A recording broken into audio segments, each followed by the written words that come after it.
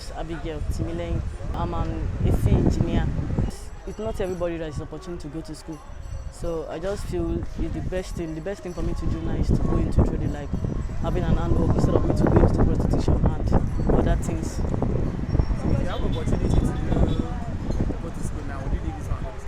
I will leave the work, and I believe where I am, I will still continue the work also, or maybe any little holiday, I will come back and continue the work so that I can learn further. I'm the first daughter of Mr. Olabode Thomas, and I have three other ones. That's a younger sister and two younger brothers with an elder brother. So we are 5 in numbers with my parents. I intend to open something big or even bigger than this so that I can train other girls and boys also. I just want to tell him that maybe she should encourage me and other people also learning the work. Well-meaning Nigerians are listening to you. What is your appeal? What would you want to tell them to do for you? I will tell them to support me in it so that I can make a good and bright future for myself and my younger ones also.